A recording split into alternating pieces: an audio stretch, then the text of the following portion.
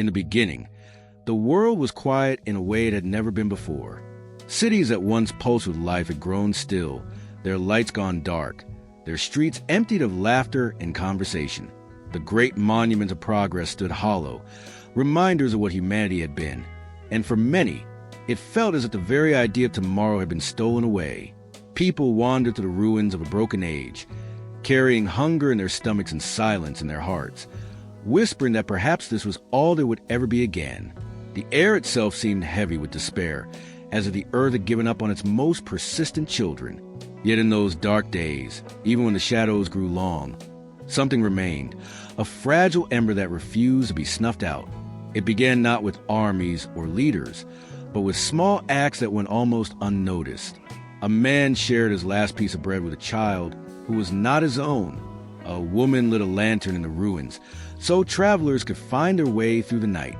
Strangers who had no reason to trust each other chose to work side by side, patching roofs, digging wells, stitching torn clothes with trembling hands.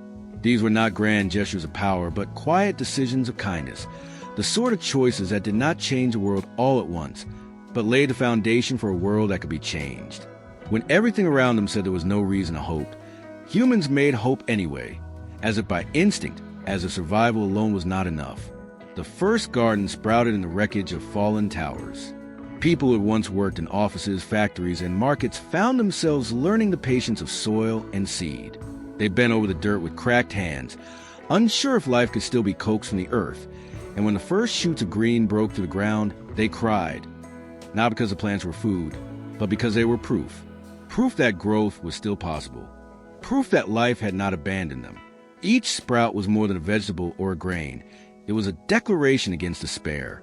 Fields began to spread where rubble once stood. And with every harvest, the people remembered how to believe in tomorrow. Children, who had known only ruin, became the keepers of stories. Around campfires, in broken classrooms, in the corners of shelters patched together from what was left, they listened to the old tales, not only of kings and heroes, but inventors, dreamers, and fools who dared to try. Elders spoke not of the end, but of the time before, and the children began to imagine a time after. They painted on cracked walls, carved into fallen stones, and wrote on scraps of paper salvaged from the past. In their drawings, cities stood tall again, rivers ran clean, and the sky burned bright with stars that promised more than darkness. The world was broken, but imagination was not, and through the eyes of the young, people began to remember that hope was not only survival, it was creation.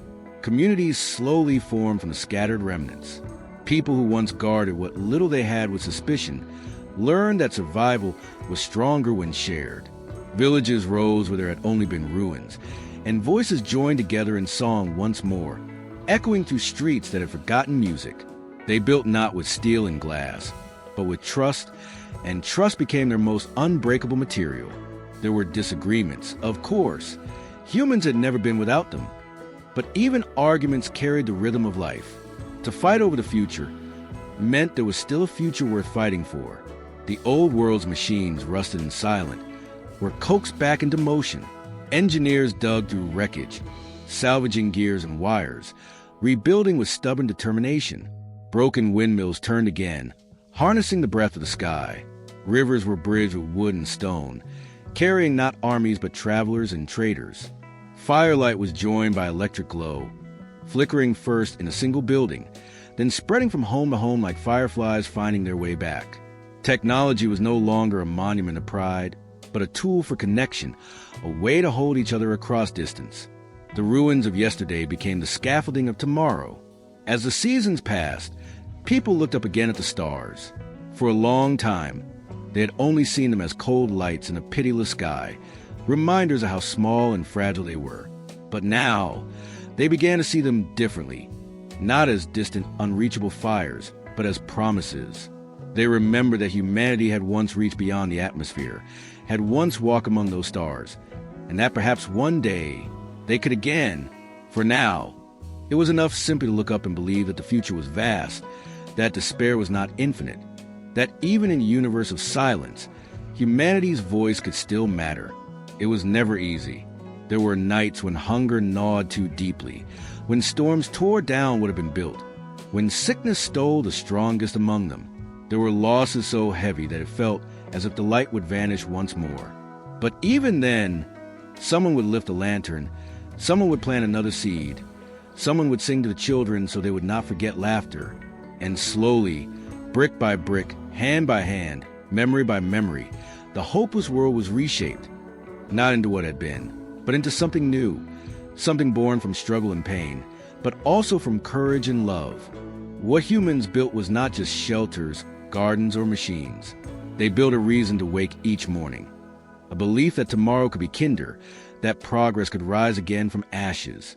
They built trust where there had been fear, and joy where there had been silence. They built hope, not because they'd been given it, but because they made it themselves. In a world that declared itself hopeless, humanity answered with defiance older than history. The defiance of survival, of compassion, of creation. And that defiance carried them forward, step by step, until the hopeless world was no longer hopeless, and all the days began to stretch longer, not because the sun shone any brighter, but because people found reasons to fill the hours. Where once they had huddled in fear what the night might bring, they now work from dawn until dusk to create something worth protecting. A group of survivors in the northern valleys began carving out pathways between villages, clearing fallen trees, leveling ground, and marking routes with painted stones. They had no maps, no machines, only determination, and the will to connect one settlement to another. It was not just a road they built, but a thread of unity, a reminder that they were not alone. Travelers brought news, laughter, and sometimes sorrow, but with every step along those paths, hope carried itself farther than any one person could walk. Among them was an old teacher who carried nothing but a satchel of worn notebooks. He could not lift stones or dig the hard earth as the younger ones did, but he carried something that weighed differently: memory. Each evening when the labor ended, he would open his notebooks and read aloud by firelight. He told stories of the world before, how people once painted with light across screens, how voices traveled across oceans in a heartbeat, how great cities glimmered at night like constellations on earth. To the children, these tales sounded like myths, too vast to be real, but the teacher always ended the same way. If it was built once, it can be built again. His words became as important as bread, for they fed a hunger that no harvest could satisfy, the hunger to believe. In a quiet settlement by the coast, another miracle began to unfold. Fishermen, who had once thought the oceans too poisoned and barren, dared to cast their nets again. At first there was nothing but empty water and broken wood drifting back to shore, but one morning, the sea answered with silver. A single fish, small and fragile, wriggled in their net. The men wept as though it were treasure, because in truth it was. Within weeks, the waters seemed to stir with new life. Schools of fish moving beneath the surface, as though the ocean itself had decided to forgive. The return of the sea meant more than food.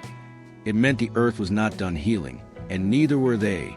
The coastal village became a beacon, sending dried fish inland to feed others, and in return they received seeds, cloth, and tools. Hope, once fragile, began to weave itself into resilience.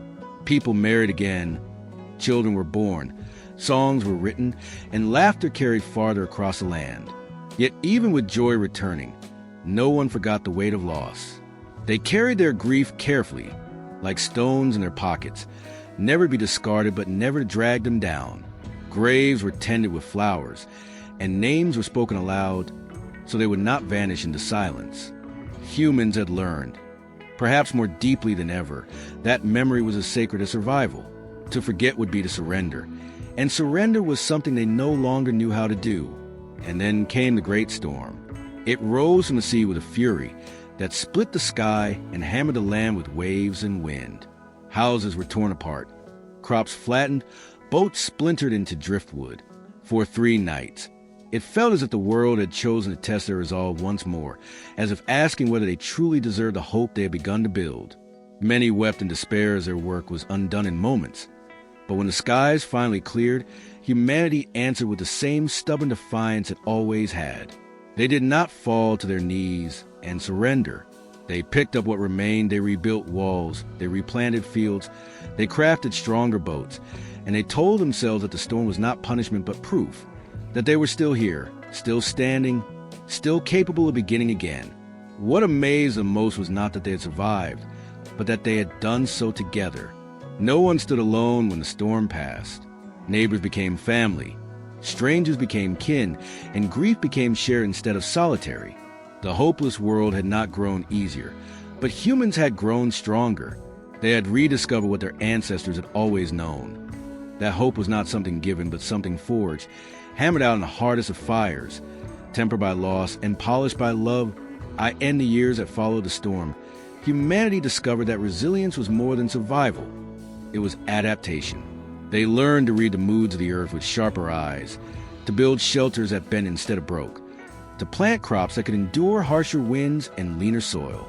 What once had been mistakes became lessons, and what once had been weakness became strength. Children grew up watching their parents mend roofs, clear paths, and coax life from a stubborn land, and they inherited a belief not in perfection, but in perseverance. The hopeless world had forced them to change, and in changing, they found themselves more capable than they had ever imagined. Among the scattered settlements, one stood out, rising slowly from the ruins of an old city. Its broken towers had been gutted by fire and time, but its foundations were strong, and people began to return. At first, they built small homes in shadows of shattered skyscrapers, but gradually they repurposed the bones of the old world, weaving new life into old stone. The city became a meeting place, a hub where traders, healers, and storytellers gathered. Its streets echoed once more with footsteps and voices, and though it bore scars of the past, it stood as a monument to survival. It was not the grandeur of the old world, but it was alive, and that was enough. From this city came an idea that would change everything: the Library of Memory. It was born from a handful of people who collected scraps of books, journals, letters, and maps, anything that spoke of what had once been. They bound them together in shelves built from salvaged wood, and soon others brought their own pieces of history. Photographs, songs, recipes, even broken machines that could be studied and remembered. The library became more than a building. It became a symbol. People traveled for days to bring offerings of memory, because they knew that hope could not only be built in gardens and homes, but also in the stories that reminded them of who they had been and who they could become again. The children, who had grown on tales whispered by firelight, now walked through the library's halls with wide eyes, running their fingers over books and relics. They saw the world not just as ruins, but as chapters and stories still being written. For them, despair was not the natural state of things. Possibility was. And in their imaginations, fueled by the fragments of forgotten age, they began to dream bigger. They sketched designs of machines that could fly, whispered about cities that could light the night sky without fire, and drew maps that stretched far beyond the borders of their rebuilt world. One boy, the son of a farmer, discovered an old telescope hidden among the library's donations. Its glass was cracked, its frame dented, but after weeks of patient repair, he lifted it to the sky. When he saw the craters of the moon and the scattered jewels of distant stars, he ran through the city shouting for others to come and look. Soon, lines of children and elders alike took turns peering to the telescope, gasping at the vastness above them. That night, the city gathered in the square, and for the first time since the world had fallen, people spoke openly not just about surviving the present, but about reaching again for the future. From then on, the stars became more than distant lights. They were promises, constant reminders that even in a universe that had seemed indifferent, there was something beyond the ruins of Earth. People painted constellations on the walls of their homes, sang songs about journeys yet to come, and told their children not only of what humanity had lost, but of what it might still achieve. Hope was no longer a fragile flame. It had become a fire, burning in the hearts of those who had once thought the world too broken to mend. In the seasons that followed the discovery of the telescope, something subtle began to shift in the hearts of the people. They no longer measured their days only in terms of survival, but in terms of what could be built for those who came after. The villages that had once guarded their food and tools jealously began to send emissaries to the growing city. At first, it was only small exchanges, seeds for cloth, fish for iron, but soon caravans traveled along the paths carved through the wilderness, carrying goods, knowledge, and stories. Each exchange was more than trade. It was trust given form, a belief that the future could only be made together. The Library of Memory became the center of this new unity. Each traveler brought fragment of the old world, a faded photograph, a manual from forgotten machine, a song remembered by heart. Scholars, once scattered and silent, gathered to piece these shards into patterns. They taught children to read again, to calculate, to understand the strange symbols of chemistry and physics. Some of the machines they studied remained broken curiosities, but others sparked back to life, humming softly like echoes of a civilization reborn. When the first wind turbine was rebuilt and its blades turned against the sky, the people stood in silence, watching the lights flicker on in a single building. Then cheers rose, echoing down the streets like thunder. Yet hope was never without challenge. With unity came disagreements, sometimes fierce, about what direction the people should take. Some argued that they should remain close to the earth, living simply and never repeating the arrogance of the past. Others insisted that progress was not arrogance but destiny, that to deny it would be to chain themselves to the ashes. Tempers flared, voices clashed, but through it all, they kept speaking, kept listening, and kept choosing, again and again, to walk forward together. The very fact that they argued about the future was proof that they still had won. It was during this time that a discovery was made in the ruins outside the city.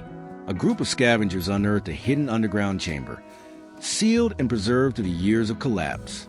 Inside were remnants of laboratories, fragile but intact, holding tools, documents, and devices long thought lost. Among them was a half-broken solar generator, and, tucked in a rusted drawer, detailed records of experiments in energy storage. When the scholars of the library examined them, their hands trembled with excitement. This was not only memory, it was instruction, a blueprint for renewal. Workshops sprang up in the city, filled with the clatter of tools and the murmur of invention. Young minds who had grown up among ruins now found themselves dreaming of possibilities. They rebuilt batteries from scraps, crafted solar panels from shattered glass, and coaxed sparks into steady power. When at last, the city square lit up at night with steady glow, people gathered and held each other, weeping under the artificial light, as if it were starlight captured in their own hands. The darkness had once been suffocating, but now it retreated, chased back by human persistence. Through all this, the stars continued to call. The boy who had repaired the telescope was now a young man, teaching others to use it. He spoke passionately of the worlds that might orbit distant suns, of the possibility that humanity could once again reach beyond the sky. Many dismissed it as a dream too far, but others began to whisper about ships that could fly, about rediscovering the knowledge to soar. The dream was fragile, but it spread like fire through dry grass, igniting imaginations that had once been content with mere survival. Hope, once fragile and fleeting, had become something else entirely. It was now woven into the very fabric of their lives, a current that carried them forward whether they were ready or not. They had not only rebuilt their homes, their city, and their unity. They had rebuilt the idea that humanity was not meant to fade into despair, but to rise from it, stronger than before.